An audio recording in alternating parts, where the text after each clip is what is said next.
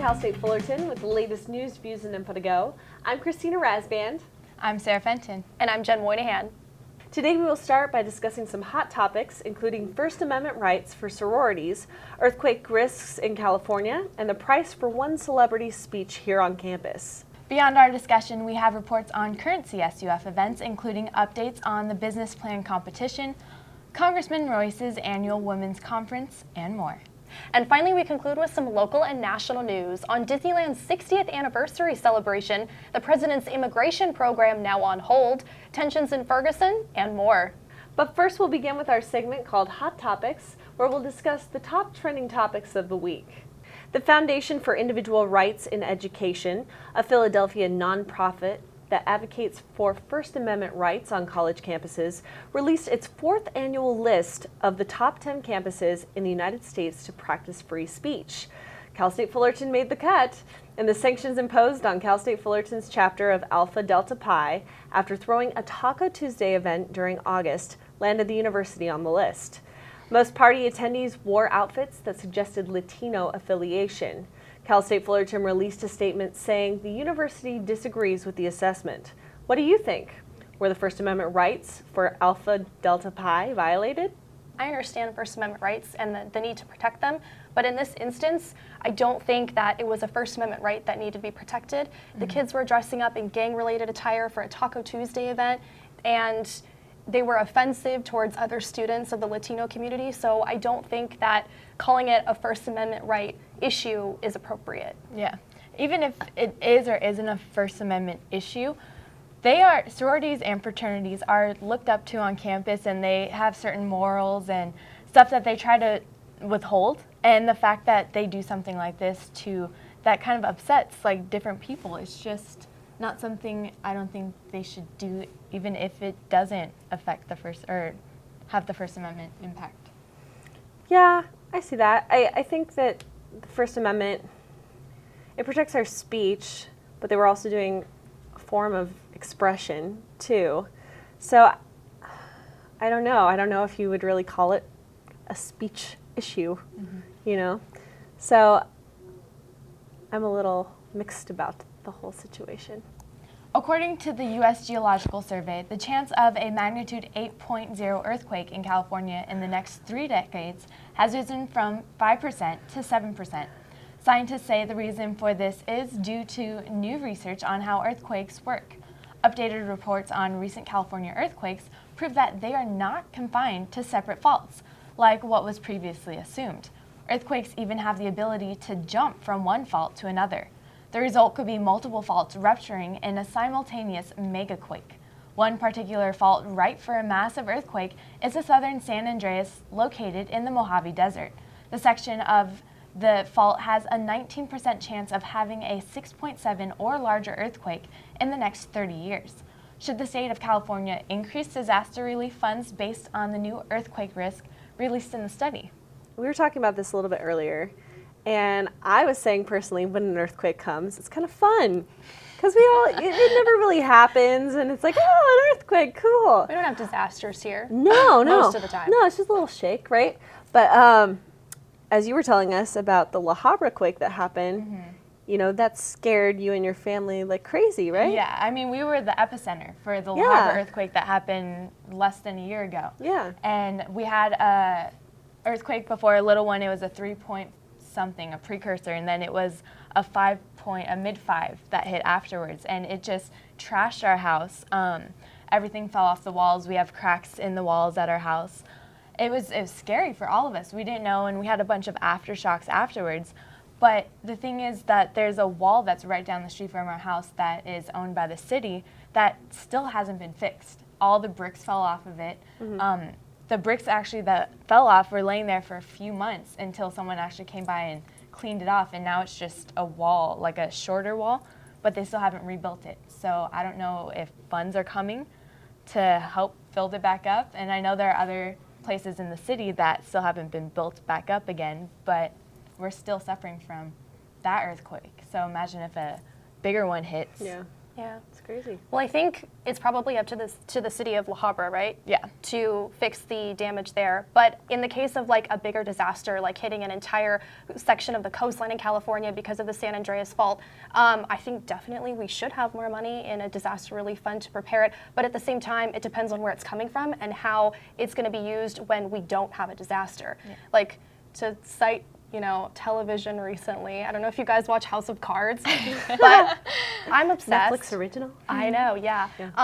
The main character, Frank Underwood, played by Kevin Spacey, in it, he is the president and he takes money from the Disaster Relief Fund to fund his America Works Jobs program. And then lo and behold, they have a hurricane that's on its way and there's no money left in the Disaster Relief Fund. So it depends on how it's being used. And also too, some of the quakes can be smaller, like some of the ones where, it's like, oh, we had like a small little earthquake, and then others of them, like way back in like San Francisco in the early 1900s, it completely demolished the city. Right. Yeah. So it just depends on the severity. But we should always be prepared. Yeah. Well, and I think too, a lot of people look at it as, well, if they do raise the funds, I don't want to put out that money. Like, really, how often does an earthquake happen? But at the same time, you look at buying a warranty for your car, and you're like, or car insurance for that matter, right? And you're like, I never get in car accidents, but that one time that it happens, you're going to thank yourself and be like, oh, I'm glad that I put out that money, that little extra bit of money to save my life or, protect the things that I hold value to.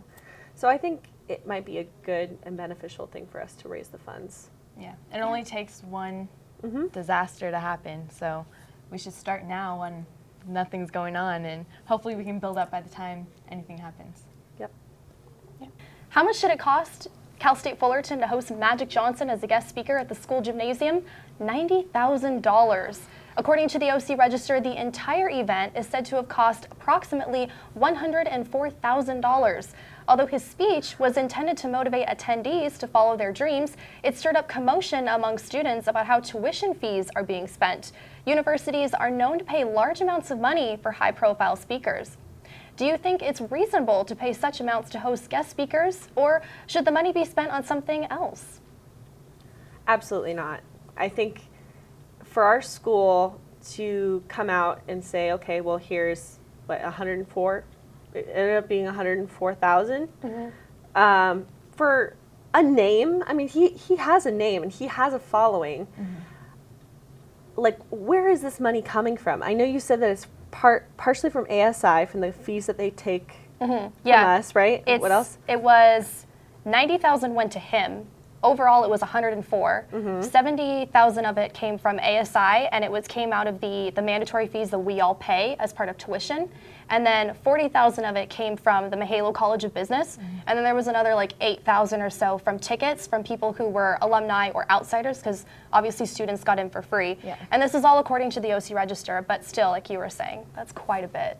Quite a bit. And I know you and I were at the event, and we weren't even allowed to interview Magic Johnson. We weren't even able to talk to his, any of his representatives or anything, because he didn't want media there. And so I really don't see how beneficial it was for our school to put out that money when we weren't really getting anything out of it. I'm sure that the people that did go had a great time, but in the scheme of things, it's a lot of money to put out for somebody. We have a lot of things on campus that need to either be upgraded or fixed. Yeah. That money could have been used to do that. I mean, it's not even just upgrading to make our campus more high-tech. There's things on campus that need to be fixed. There are things that are run down and... Like the library. The library. The section of library that was destroyed by the earthquake. Yeah, that's still isn't fixed. There you go. There's parts of like buildings, hallways, like with the classrooms that are just torn down. The bathrooms, they're disgusting. There are so many things on campus that the money could have been used towards, not one person. How about a new parking lot? That would be nice too. It's just, that seems ridiculous. I was really excited to hear that he was on campus, but then when you ended up telling me how much it was going to cost, I was like, okay, well, let's get a volunteer to speak, So, and also too, the gymnasium only holds so many people. Like, how many students do we have at the school versus how many actually could attend the event? Exactly. And ASI is pulling funds from everybody that attends the school. Well, it's funds that we pay to ASI each semester. Right. But if not everybody technically could attend the event. That's true. You know, since the Since you gymnasium. paid into it. Yeah. Technically, we paid for a ticket. Yeah. Everyone could have gone. Yeah. Well, Yeah. I don't know. It's crazy. That's not, no. Too much money. No. Too much money. And now let's switch over to some campus events of the week.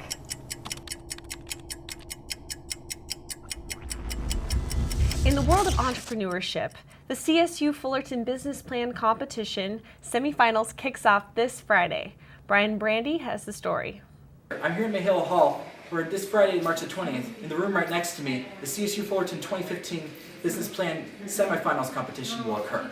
14 teams of student entrepreneurs will pitch their business to a panel of investors, where 3 lucky winners will get to go on to the finals for the publicity of a lifetime and the chance to possibly win thousands of dollars. While the semifinals are closed off to the public, we caught up with many interesting student entrepreneurs with great ideas of their own. Last time on the report, we interviewed Andre Conde, last year's winner, but he has some stiff competition this time, as there are some great competitors. Let's take a look. I'm Kareem Abashi. And I'm Marco Gabriel. I'm Dan Henry. I'm Trevor McLaren. My name is Deep Shah. My name is Felipe Rodriguez. We are Spread the Love. Exo Assistive Technologies. This is an Android application. I'm currently working on the Aero Cone. Spread the Love is a bakery that sells everything Nutella.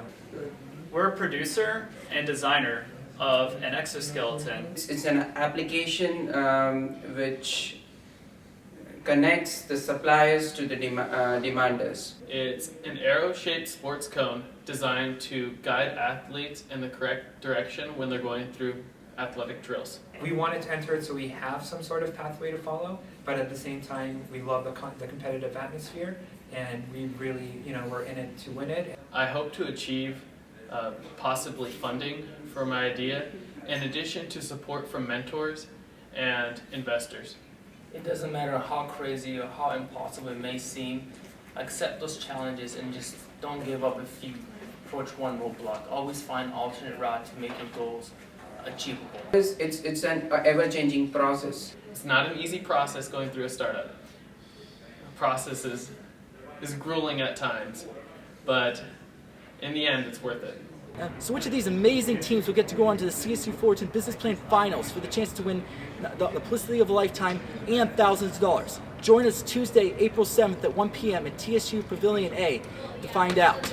For all those entrepreneurs out there grinding it out for the semifinals this Friday, keep on grinding. From the report, this is Brian Brady. Nobody likes to fail, but the fear of failure should never be a reason not to try. In the 2014 business plan competition, one contestant who didn't win gained publicity for her business that allowed her to take her idea to a whole new level. We're here with America Bernal, founder of Believo Technologies.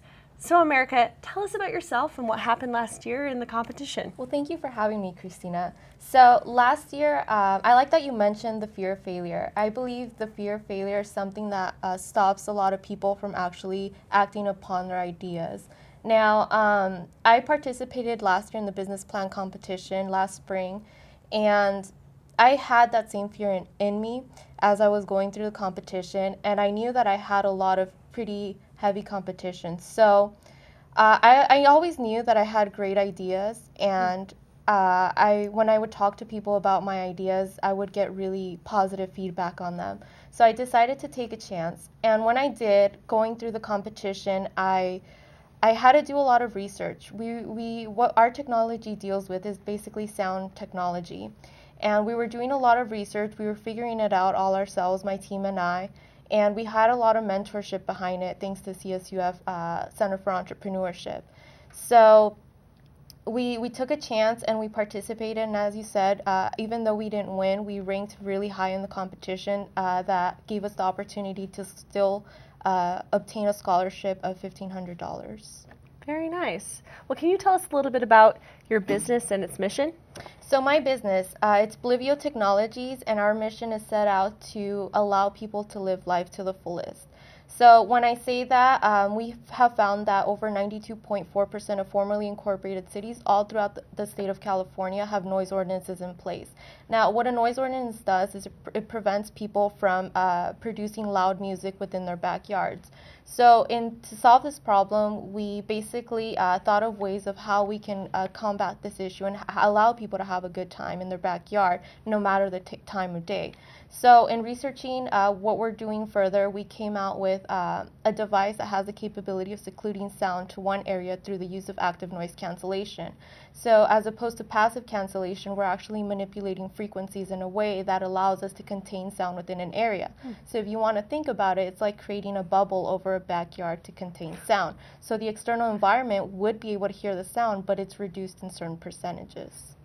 That's awesome. How close are you to making your business a reality? So it's been a year of research, and we're still going through the research. Right now we're working on creating a minimal viable product, so which is a prototype. So what we're doing is basically programming an Arduino and using a lot of code behind it to be able to read amplified sound and basically send out the counter frequency. So right now in the stage we are working on our first prototype. We are building it on a small scale, and we hope as soon as we get investment to bring it to a much larger scale. Now, what is the structure of your business and where do you plan on taking it? So our business is structured in a way that we hope to manufacture and sell our device solely through us. We do not plan to license it to anyone. And we hope to establish our own company. That's our ultimate goal, and introduce new technology and allow people to just live life to the fullest. Has the business plan competition helped you promote your business? Absolutely. The Center for Entrepreneurship has been a great help for me. All of the staff up there are my #1 team. They're my #1 supporters. The business plan competition gave me a lot of publicity, and again, I didn't win, but I did rank really high. A lot of people are very interested in this technology and how far we can take it, so it's opened the doors through a lot more opportunities for me. So aside from business plan competition, I go out and do a lot of pitch events, which is fast pitch and explaining your business idea in 60 seconds. And all that was made possible because I took that initial step in the business plan competition. Wow, you do a lot. So what other organizations or things are you a part of? So I'm part of a lot on campus. I'm very involved in the entrepreneurship world. And right now I'm part of Sigma Epsilon Mu, which is a co-ed entrepreneurship-based fraternity. And what we do is we focus on starting businesses. So we provide our members with the resources necessary to be able to execute a business idea and take it through its full stages. I'm also part of the robotics team here on campus, so I'm working with the engineers and doing new technology. I'm their treasurer, so I take mostly care of their numbers as a business student. So I do a lot. Aside from that, I'm employed here, and I work with the STEM program as well as the National Startup League in fostering the entrepreneurship mindset and just enabling people to just following their dreams and triggering them at a young age.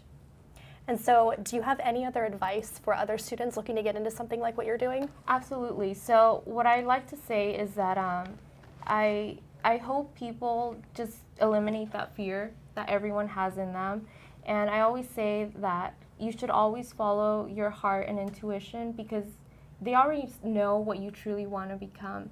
If what you're doing is not something you're passionate about, you have to find what you love to do. And to do that, you have to explore many options, get yourself out there and just explore all kinds of opportunities that are out there. So I would say just be ambitious, be passionate, and follow your heart.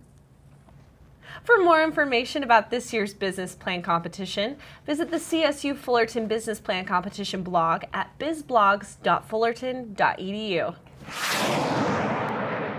And now we'll switch over to some updates in local news. Local Orange County residents and coffee aficionados are in pure bliss after finding out various new coffee shops have opened in downtown Santa Ana, a location lacking cafe shops with the exception of Starbucks.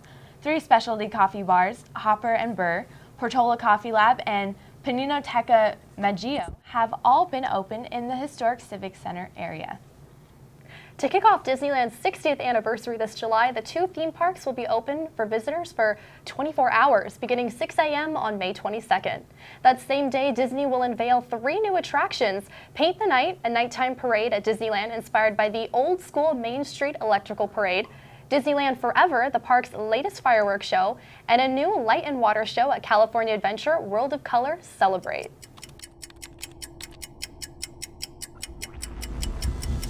And now we'll take a look at some of the latest news here in the U.S. and abroad. Secretary of State John Kerry criticized a letter from Republican lawmakers to the leaders of Iran before the Senate Foreign Relations Committee on Wednesday. The letter warned that the agreement on Iran's nuclear program, not approved by Congress, would not be legally sound and could be modified by lawmakers or revoked by a future president.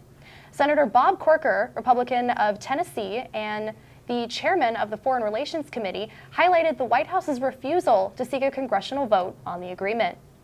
The Obama administration has made it clear that it does not plan to seek congressional approval for the emerging nuclear deal, which is expected to last about 15 years and would remove economic sanctions in return for imposing constraints on Iran's nuclear program.